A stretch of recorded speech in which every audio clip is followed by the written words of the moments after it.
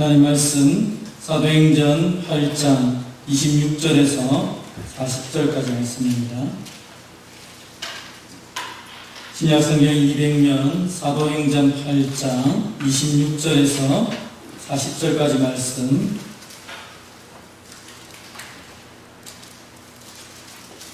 제가 먼저 8장 26절 공독하도록 하겠습니다. 주의 사자가 빌립에게 말하여 이르되 일어나서 남쪽으로 향하여 예루살렘에서 가사로 내려가는 길까지 가라 하니 그 길은 광야라.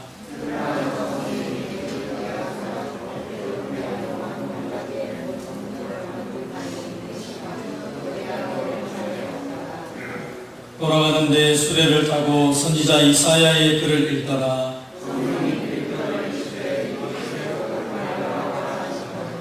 빌립이 달려가서 선지자 이사야 글을 읽는 것을 듣고 말하되 읽는 것을 깨닫느냐.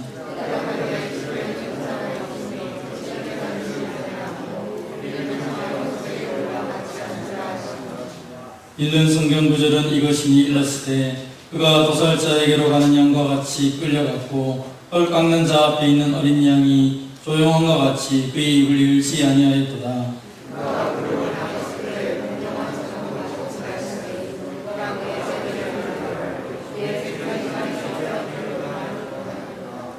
그네시가 빌립에게 말하되 청컨대 내가 묻노니 선지자가 이 말한 것이 누구를 가리킴이냐, 자기를 가리킴이냐, 아이를 가리킴이냐.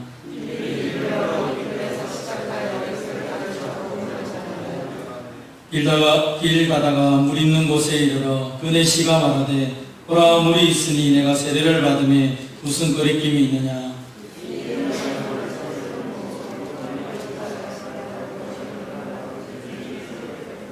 둘이 물에서 올라올새 주의 영이 빌립을 이끌어간지라. 내시는 기쁘게 길을 가므로 그를 다시 보지 못하니라. 빌립은 아소도에 나타나 여러 성읍을 지나다니며 복음을 전하고 가이사랴에 이르니라. 아멘. 오늘의 말씀을 가지고 큰 기쁨을 전하는 자라는 제목으로 말씀 나누겠습니다. 한번 따라합시다. 큰 기쁨을 전하는 자. 우리는 이 시대를 살아가면서 참 기쁨보다는 슬픔 또는 고통의 소식을 많이 듣는 것 같습니다. 지난 한 주간에도 여러 가지 많은 이야기를 들으면서 한숨이 나올 때도 있고 답답한 분들이 있기도 합니다. 그래서 정말 기쁨으로 산다는 것이 뭘까? 정말 우리에게 매일매일 삶이 기뻐야 되는데 왜 기쁨이 오지 않을까 하며 답답할 때가 많이 있었습니다. 성경은 우리에게 환경과 상황이 우리에게 기쁨을 준다라고 말씀한 적이 한 번도 없습니다. 오히려 하나님이 주시는 기쁨은 환경과 상황을 초월하는 것이죠. 그래서 사도 바울이 감옥에 있을 때도 기뻐하고 즐거워요. 때로는 우리의 삶 가운데 핍박을 당하여도 기뻐하고 즐거워했던 것을 보게 됩니다. 우리가 지금까지 살펴본 것처럼 이 예루살렘 교회가 스데반이 죽고 난 이후에 박해를 받아서 여러 마을로 흩어지게 됩니다.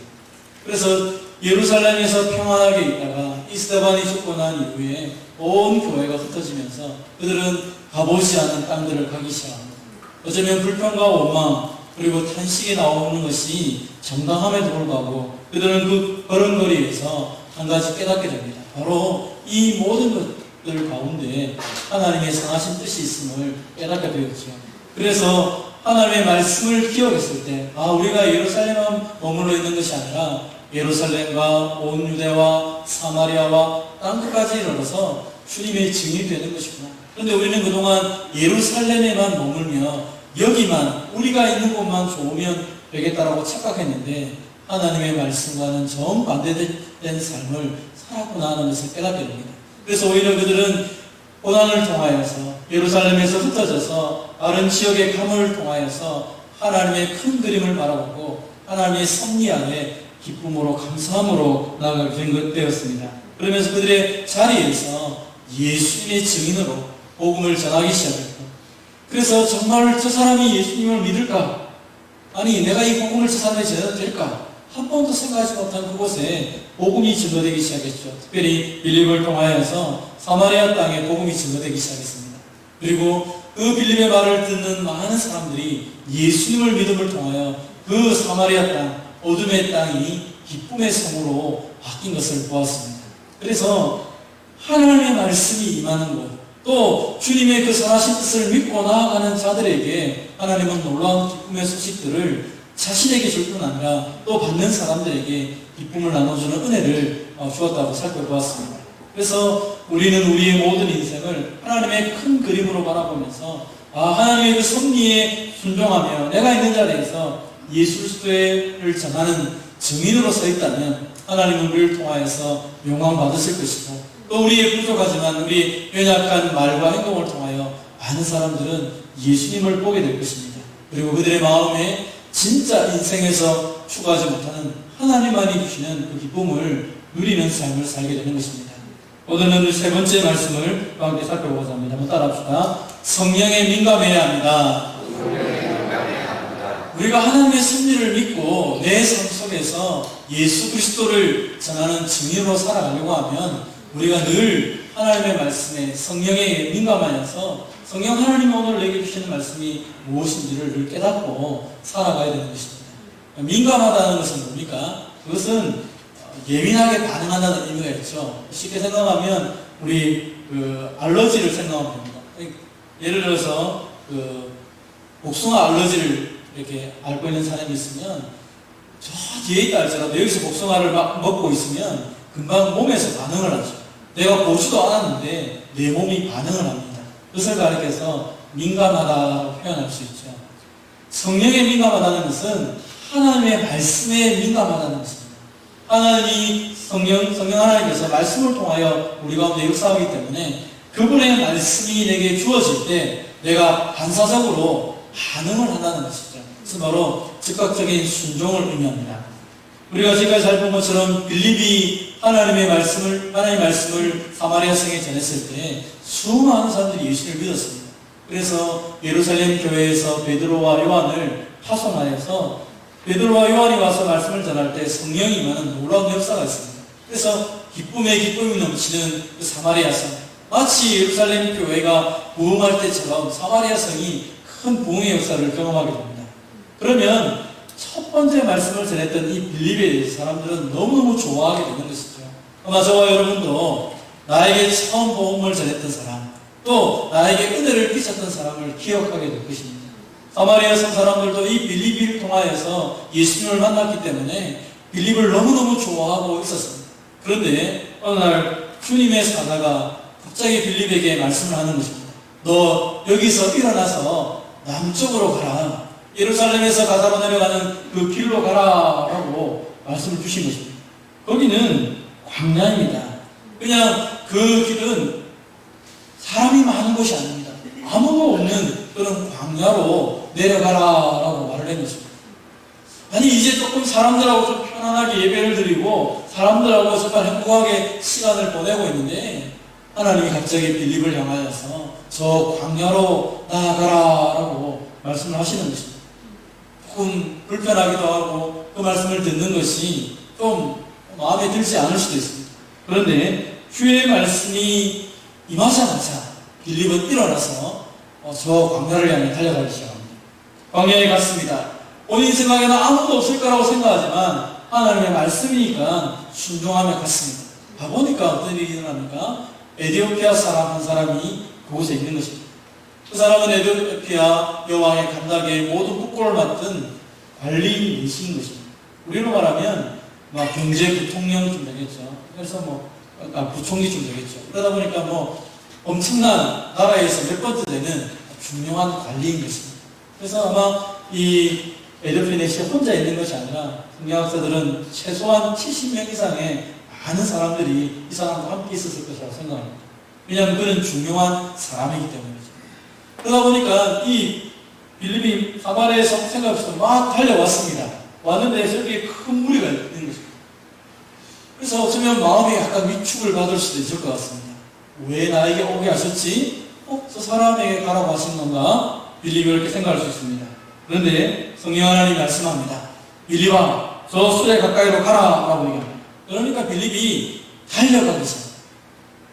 여러분 생각해 보십시오. 큰 수행하는 무리가 예루살렘부터 이제 가사를 통하여 저 에티오피아로 쭉 내려가고 있는데 갑자기 한 사람이 막 수레로 달려옵니다.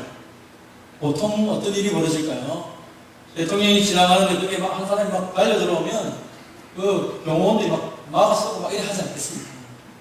빌립은 지금 그것을 감수하고 막 달려가는 거죠. 수레 옆을 향해 달려갑니다. 그런데 막 뛰어가면서 들어보니까 이 수레 위에 앉아있는 내시가 성경을 읽고 있었습니다. 지금 우리는 성경을 읽든지 글을 읽을 때, 책을 읽을 때 눈으로 읽지 않습니까? 그런데 1세기 이 당시의 사람들은 읽는다라는 것은 소리를 낸다는 것입니다. 소리를 내어서 읽는 것입니다. 성경을 소리 내어서 이사야의 글을 충분히 읽고 있는 것을 이 빌립이 듣게 됩니다. 그러면서 달려가면서 얘기합니다. 혹시 그것을 깨닫고 있습니까? 읽는 것을 깨닫습니까? 라고 질문합니다. 아마 수레를 멈추고 이 내시가 말했을 것입니다. 지도해주는 사람이 없어서 내가 깨달을 수가 없다. 근데 그것을 깨닫습니까? 라고 질문하는 걸 보니까 빌립 당신이 아는 것 같으니까 이리 올라오거라 하면서 빌립을 수레 위로 같이 하게 만듭니다. 그러면서 이 빌립과 이 내시가 이런저런 얘기를 시작합니다.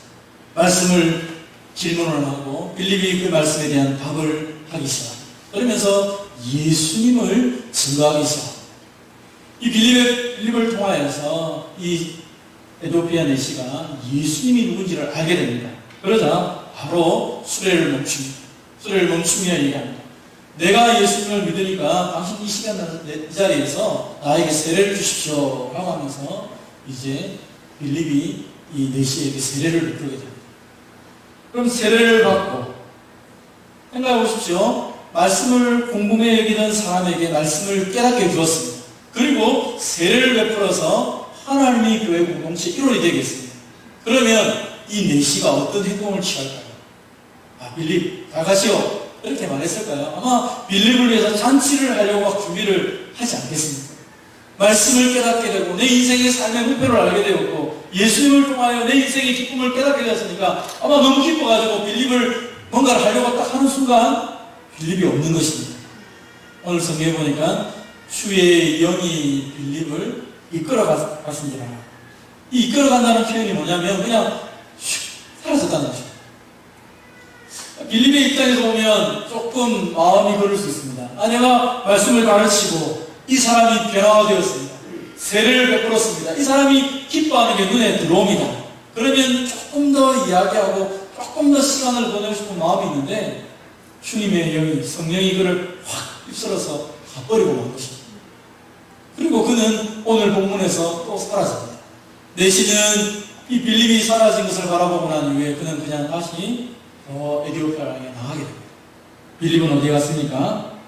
그 다음 구절에 보니까 빌립은 아소도에서 나타났다라고 표현하고 있습니다. 사라진 그가 갑자기 저 다른 지역에서 나타나는 것입니다. 지도를 보면 저 위쪽 사마리아에서 밑에 광야로 내려왔다가 광야에서 이 에디오피아 내시를 만나서 하나님 말씀을 가르치고 세례를 베풀었습니다. 갑자기 사라져서 저 서쪽에 있는 아소도 지역으로 나타나게 된 것입니다. 그리고 아소도 지역에 가만히 머물러 있는 것이 아닙니다. 여기저기를 다니다가 저 북쪽에 있는 가이사라에 정착을 하게 되는 것입니다. 도대체 이 빌립은 왜 이런 삶을 살았을까요? 성령 하나님은 이 빌립에게 도대체 뭘 원하셨기에 이런 일들을 하고 있습니다. 성령 하나님은 빌립에게 말씀을 주셨습니다. 빌립은 그 말씀에 순종했습니다. 사마리아 땅에서 말씀을 전하니까 사마리아 사람들이 예수님을 다 믿게 되었습니다. 광야에 내려갔습니다. 광야에 가니까 에디오피아 내시가 있어서 또 말씀을 전하니까 이 에디오피아 내시아가 변화되어서 세례를 받고 성령 하나님은 말씀하시고 빌립은 순종함을 통하여 이 기쁨이 충만하였다라고 성경은 말하고 있지만 이 기쁨 무슨 기쁨입니까? 생명이 탄생되는 기쁨이고 삶의 목표가 세워진 기쁨이고 그들의 인생의 전부가 바뀐 인생이죠. 오늘 우리가 코로나 때문에 코로나 이전의 삶과 코로나 이후의 삶이 바뀐 것처럼 예수님을 알고 난 이후의 삶과 예수님을 알기 이전의 삶은 전혀 다른 것입니다. 그들의 인생은 이제 분명한 삶의 목표가 생겼고 그들은 너무 기뻐서 이제는 하나님을 위해서 예수님을 위해 살아가는 놀라운 역사가 일어난 것입니다. 이 모든 일 사람들의 마음, 유대인의 마음에서 땅끝이라고 말하는 그 사마리아 땅, 그리고 실제로 유대인들이 생각하는 남쪽 끝은 에티오피아였습니다. 그 에티오피아 땅끝까지 이르러서 복음을 전하는 일에 쓰임받았던 이 빌립, 그는 어떤 사람입니까? 성령에 민감한 사람이라고 했죠. 말씀을 들은 대로 순종하며 갔습니다. 빌립이 투덜투덜거리면서 사마리아 갔다면 아마 사마리아 땅에는 복음이 증거되지 않았을 것입니다. 그리고 광야로 내려갔을 때 불평하고 내려갔으면 달려가라고 말했던 오늘 성경에 보면 가까이 가라라고 말했는데 빌립은 달려갔다고 표현되어 있죠. 수레를 향해 달려갔던 그 모습은 어떤 마음일까요? 그 마음에 기쁨이 있기 때문에 달려가고 싶어요. 적극적으로 달려가기 시작하고 말씀에 순종했을 때 놀라운 기쁨의 역사가 나타나게 되었다고 오늘 성경은 말하고 있는 것입니다. 우리는 성령에 충만하다, 성령의 지배를 받는다라고 말하면 어떤 사람은 지식적으로 말씀을 깨닫는 것이다 하고 생각하는 분도 있습니다. 또 어떤 분은 내 가슴이 좀 뜨거워지는 것이 성령 충만하다라고 말하는 분이 있습니다. 그러나 성경에서 말하는 성령의 충만함들은 지식과 감정뿐 아니라 의지적인 행동이 같이 포함되어 있습니다. 하나님이 내게 말씀하셨기 때문에 거기에 기쁨으로 반응하는 것이죠. 기쁨으로 달려가는 것입니다. 처음에는 아마 몰랐을 것입니다. 처음에 빌립은 흩어진 것 때문에 예루살렘 교회의 핍박 때문에 고통스러웠을 것입니다. 그러나 그는 달려가면서부터 깨달은 일이 벌어졌습니다. 사마리아에 가니까 순종하니까 생명이 변화되기 시작하고 복음이 증거되니까 기쁨이 나타나기 시작합니다. 그는 사마리아에도 광야에도 아소도에도 가이사랴에도 그는 가는 곳곳마다 하나님의 마음이 이것이구나, 하나님의 뜻이 이거구나, 하나님의 이 구원의 역사가 이렇게 일어나는구나, 그를 깨닫게 되니까 기쁨으로 이 길을 걸어갔을 뿐 아니라 그 기쁨이 다른 사람에게 전달됨을 통하여 생명이 생명을 낳는 은혜의 역사가 나타나게 된 것입니다. 사랑하는 성도 여러분, 성령에 민감하고 주의 말씀에 순종할 때 손해보는 것이 아니라 그 일을 통하여 생명이 탄생되고 놀라운 기쁨이 나타나는 것을 믿으시기를 바랍니다. 큰 기쁨을 전했던 이 빌립의 모습 속에서 네 번째 깨닫는 것입니다. 한번 따라합시다. 하나님의 관심과 마음에 반응하며 행동해야 합니다. 이것을 좀 우리식으로 표현하자면 마음이 움직이면 몸이 따라간다, 이렇게 말이 있죠. 부모가 자식을 사랑하는 표현이나 사랑하는 사람들끼리, 연인들끼리 생각해보면 마음이 그 사람에게 가면 몸은 따라서 움직이게 되어 있습니다. 그래서 뭘 해도 그 사람하고 있으면 행복하죠. 그래서 성경에 보면 야곱이라는 사람이 라헬을 좋아하게 되는데 7년 동안 무보수로 매일매일 일을 합니다. 그런데 뭐라고 표현되어 있냐면 수일처럼 되겠다. 사랑하는 사람을 위해서 일할 때는 힘든 일을 해도 힘들지 않는 것입니다. 왜요? 사랑하는 사람과 함께 있고 그 사람을 위해 일하니까. 우리는 복음을 위해 수고한다, 하나님 나라를 위해서 달려간다고 말했을 때 어떤 분들은 이렇게 표현합니다. 목사님, 하나님 나라를 위해 일하는 게 너무 힘들어요. 너무 괴로워요. 교회를 위한 것도 마찬가지고요. 복음을 위해 살아가는 게 왜 이렇게 어렵죠? 물론 성경 전체를 봤을 때 우리가 하나님의 나라를 위해 살아가고 복음을 위해 살아가고 교회 공동체를 위해 살아가는 때 늘 좋은 일만 있다라고 말하고 있지 않습니다. 오히려 고난이 있고 힘든 일이 있다고 생각합니다. 그리고 그것 때문에 우리의 삶 속에서 때로는 낙심할 때도 있을 것입니다. 그러나 성경에서 강하게 얘기하는 것은 무엇입니까? 그러한 환경들이 있다 할지라도 주님 때문에 하나님 나라를 바라보는 주의 백성들은 기쁘다라고 표현하는 것입니다. 왜 그렇습니까? 하나님이 나와 동행하시고 하나님을 사랑하기 때문에 그 모든 삶을 힘있게 살아갈 때 기쁘고 즐거운 것입니다. 하나님의 마음이 어디에 있는지, 하나님의 관심이 어디에 있는지 그것을 알게 되면 내가 하는 모든 일에 기쁨이 나타나게 되어 있는 것입니다. 그래서 내가 주의 일을 하고 온전히 교회를 섬기고 말씀대로 살아가는데 마음에 짜증이 나고 힘이 들고 괴로움이 나타난다면 한 가지를 점검해 보셔야 됩니다. 정말로 내가 이 시간에 주님을 사랑하고 있는지, 혹 나는 주님 때문에, 주님을 사랑하기 때문에 이 일을 하는 것이 아니라 어떤 의무감 때문에, 어떤 사람들 눈 때문에 일을 한다면 고통스럽고 괴로울 것입니다. 하나님은 우리에게 그것으로 원하지 않는 것입니다.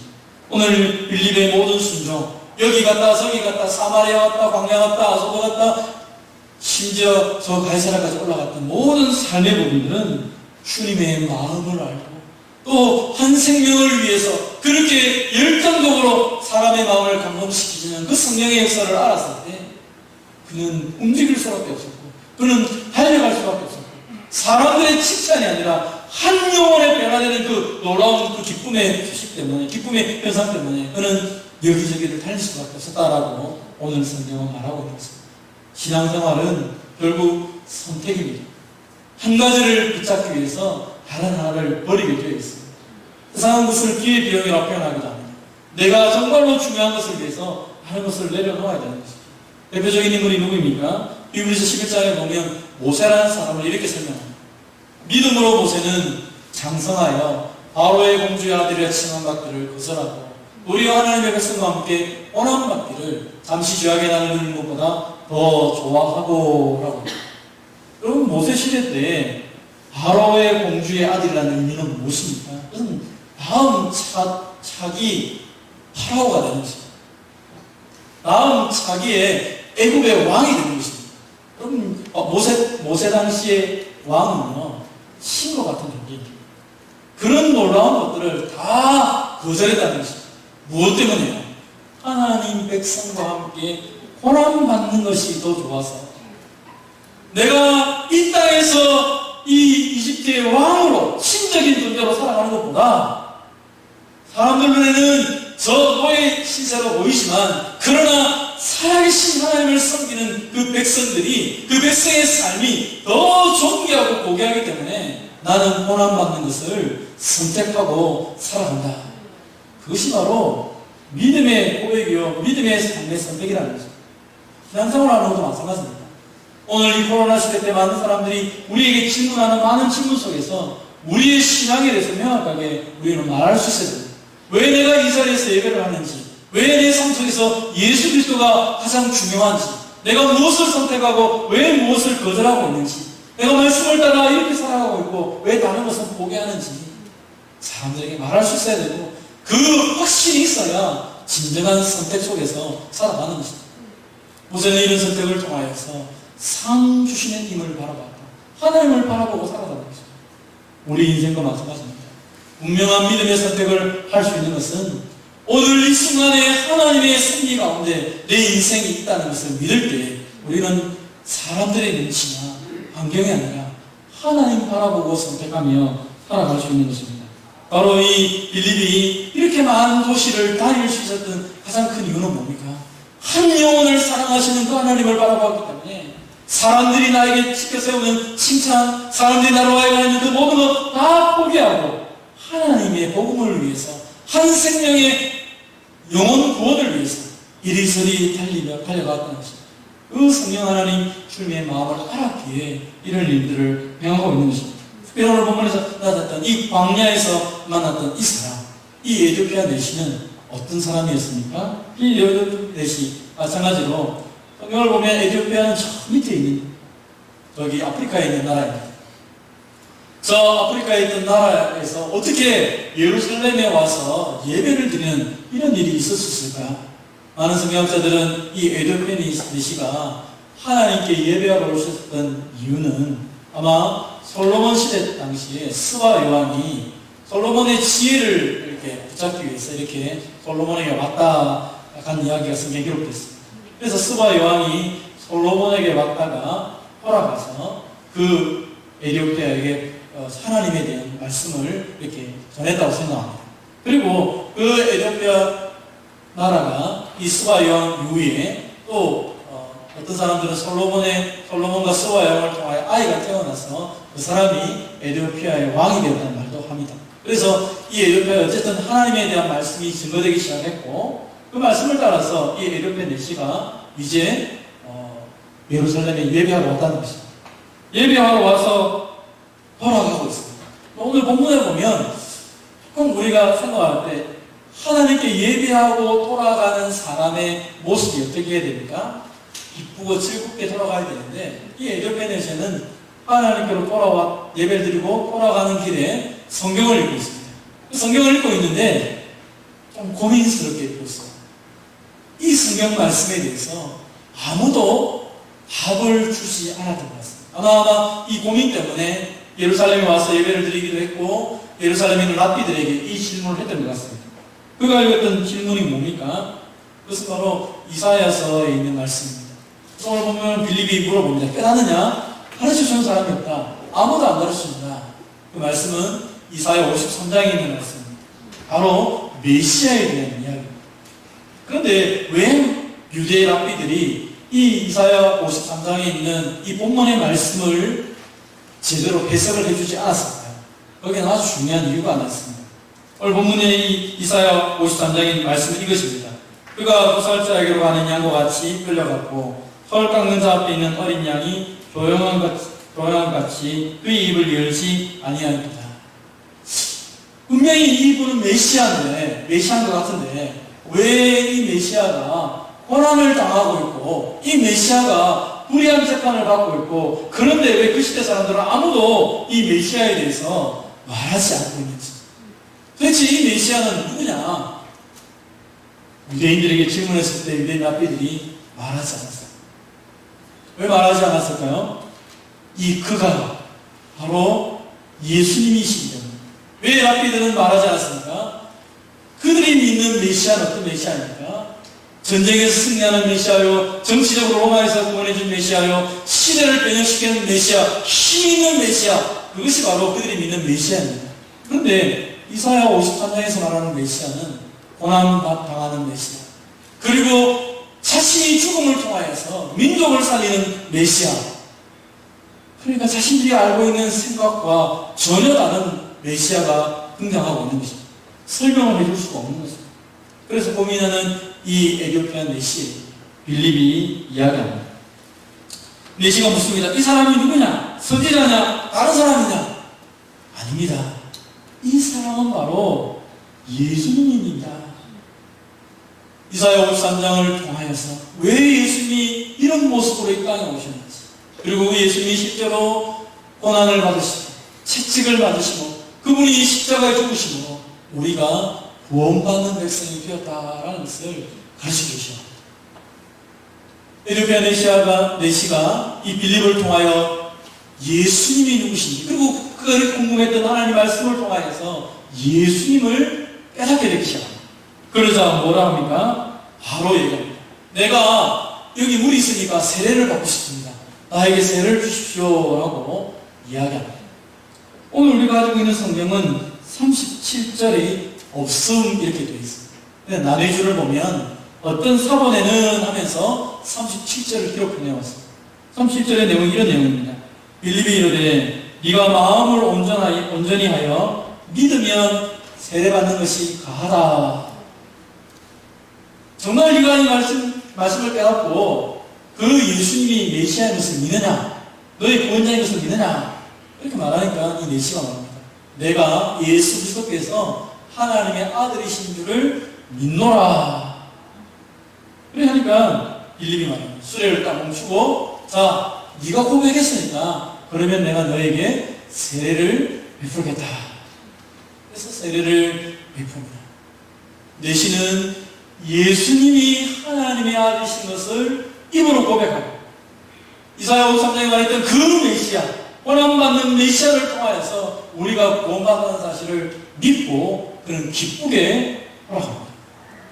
실제로 이 에티오피아 내시가 돌아가서 예수 그리스도를 증거하였고 오늘날까지도 에티오피아는 참 특이합니다. 사실 이 아프리카는 다 이슬람이 강한 나라죠. 그럼에도 불구하고 이 에티오피아는 지금도 예수 그리스도를 믿는 자들이 가장 강력한 종교로 있습니다.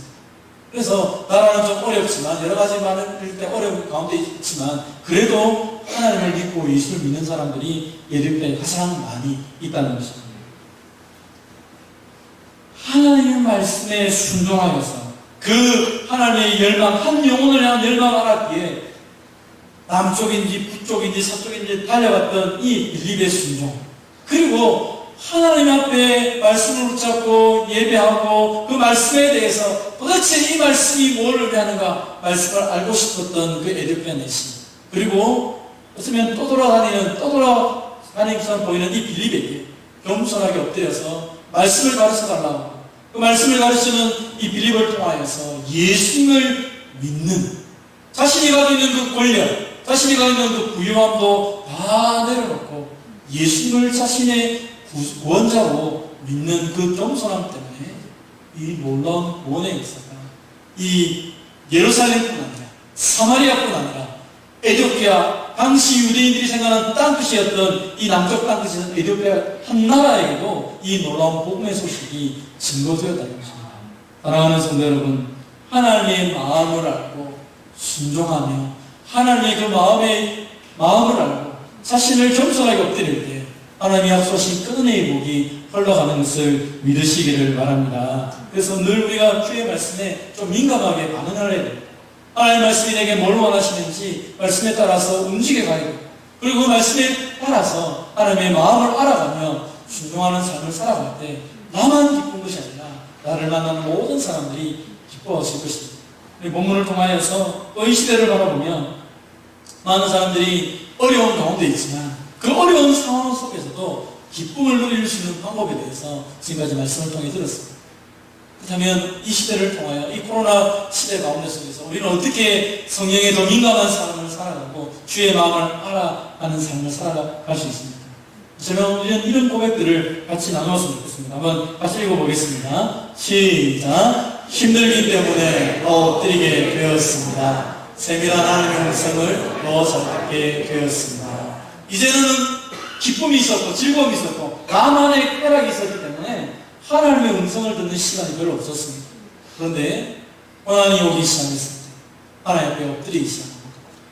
빌립이 하나님의 말씀에 적극적으로 순종했던 것처럼 코로나19가 닥치면서 많은 사람들이 어렵다라고 얘기합니다. 우울증이 코로나 이전보다 20% 30% 점점점 늘어나고 있다라고 이야기합니다. 사람들은 어렵다고 얘기합니다. 힘들다고 합니다. 그렇기 때문에 더 엎드려 하나님께 기도하기 시작하니까 하나님의 세미한 음성을 더 잘 듣게 된 것입니다. 저희는 세상 소리가 크게 들렸습니다. 이 세상 소리가 다 멈추었을 때 세밀하게 말씀하시는 주의 음성을 듣게 되었다는 것입니다. 그러므로 오늘 우리에게 닥친 여러 가지 어려움 때문에 낙심할 것이 아니라 오히려 더 주님의 음성 듣기에 힘쓰는 저와 여러분이 되시기를 바랍니다. 더 주님과 함께 있는 시간이 많아질수록 우리 인생 가운데 더 큰 기쁨이 흘러가게 되는 것입니다. 어떤 분이 제가 아는 한 집사님이 이번에 페이스북에 이런 글을 썼습니다. 나는 지금까지 하나님을 위해서 열심히 봉사하고 선교도 하고 헌금도 하고 이것도 하고 저것도 하고 이런 많은 일을 했는데 이제는 세상에서 다 못하게 한다. 예배 드리는 것도 못하게 하고 선교하는 것도 못하게 하고 심지어 교회 봉사하는 것도 못하게 한다. 나는 지금 무엇을 붙잡고 살아왔는가? 내 믿음은 무엇으로 증명할 수 있는가? 하면서 한식의 글을 이렇게 페이스북에 올린 것을 보았습니다. 그럼 우리의 믿음의 증명이 선교하는 것, 교회를 봉사하는 것, 어떤 뭘 하는 것에 우리의 믿음의 근거가 있다면 지금은 아무것도 드러낼 수 없습니다. 그러나 우리의 믿음의 근거는 어떤 활동이 아니라 그 살아계신 주님과의 교제하는 것으로 나타나기 때문에 활동이 없다 할지라도 오히려 더 깊고 더 넓고 더 단단한 모습으로 갈 수 있다는 것입니다. 어렵습니까? 더 엎드리십시오. 더 기도하십시오. 무릎에 힘이 없습니까? 그래서 엎드려지는 것입니다. 그래서 하나님만 바라보는 것입니다. 그때 하나님의 음성이 들려지고 그 음성 때문에 내가 환경이나 상황에 휘둘리는 사람이 아니라 주님의 말씀이 주시는 기쁨으로 살아가게 되는 것입니다. 두 번째로 같이 한번 해봅시다. 시작. 사람을 만나는 모임이 적음으로 더 하나님을 가까이 하게 되었습니다. 이제는 이 모임 저 모임 쫓아다닌다고 정신이 없었습니다. 매일매일 모임입니다. 먹고 마시고 흥청망청 지나다 보니까 도대체 뭐가 중요한지를 잊어버립니다. 여러 사람이 나를 원하면 내가 좀 대단한 사람인 줄 착각하며 살았어요. 그런데 사람을 만나지 못하게 됐어요. 여기저기 가지 않았어요. 그러면서 깨닫게 된 것이죠. 진짜 중요한 게 뭐예요? 내 인생에서 진짜 만나야 될 사람이 누구고 내 인생에서 진짜 만나야 될 분이 누군가를 깨닫게 되는 것이죠. 그래서 오히려 더 예배가 중요하게 된 것이죠. 오늘 우리 가운데 임재하시는 하나님을 더 내 마음속에 중요하게 여기는 거죠. 이 모임 저 모임 다 못 가더라도 내가 하나님을 만나는 이거 내 평생 이것만큼은 이제 포기할 수 없는 것이죠. 사람들 눈에는 네가 예배당 가는 거나 노래방에 가는 거나 너 식당에서 밥 한 끼 먹는 거나 뭔 차이가 있느냐라고 말할 수 있지만 우리가 예배드리는 것은 살아계신 하나님 앞에서 함께 모여 그 하나님을 만나는 시간이기 때문에 포기할 수가 없는 것이죠. 그래서 하나님을 만나고 하나님을 더 가까이 할수록 우리 가운데 주신 은혜들을 경험하게 되는 것이죠. 이제는 예배가 많은 것처럼 보였고 무슨 모임 많아서 하나님께도 나가는 것이 없었지만 이제는 다 버려도 포기할 수 없는 유일한 한 가지를 깨닫게 되는 것이죠. 그러면서 성도들의 귀중함도 깨닫게 됩니다. 이전에는 이 사람 저 사람이 내 인생에 간섭하고 저 사람 눈치 이 사람 눈치를 바라보며 살아야 되지만 이제는 그 사람은 내 인생에 진짜 영향을 미치는 사람이 아니라는 것을 깨닫게 되죠. 성도는 누구입니까? 주님의 몸이기도 하고 저와 영원한 천국에 함께 갈 사람입니다. 사랑하는 사람이고 주님의 사랑이 머무는 사람, 그 사람을 소중히 여기게 되는 것이죠. 그 사람과 함께 이야기하고 기도하고 모임을 통하여서 하나님의 마음을 알게 되고 그리고 하나님의 말씀에 순종한다는 것이 무엇인지를 깨닫게 되는 것입니다. 그래서 우리는 더욱더 하나님 말씀을 가까이 하게 되고 하나님의 은혜를 더 많이 누리는 사람이 되는 것입니다. 시대가 어렵습니까? 그렇기 때문에 엎드린다고 했죠. 사람들이 가까이 못합니까? 그러니까 하나님을 더 가까이 하게 되죠. 그러면 그 나머지 시간을 통하여서 우리가 해야 될 것은 무엇입니까? 이전에 사람들을 만나던 그 시간, 이전에 내가 옥가운데 갔던 모든 시간들을 다 포기했다면 그 시간을 가지고 못하는 것입니까? 하나님의 음성을 듣기 시작하고 또 하나님의 말씀을 읽기 시작하고 그 말씀을 사랑으로 표현하는데 우리가 살아가야 되겠죠. 그렇게 할 때 하나님이 주신 내가 내 마음속에 더 커져서 나를 만나는 사람, 이 에디오피아 니시가 변화되었을 때 한나라가 바뀐 것처럼 또 이 빌립의 순종함을 통하여 그가 가는 곳마다 기쁨을 나타냈던 것처럼 성령에 민감하고 하나님의 말씀을 따라 그 마음의 기쁨을 가지고 살아가는 저와 여러분을 통하여 가는 곳에 만나는 사람들에게 하나님의 기쁨이 증거되기를 주님의 이름으로 축원드립니다.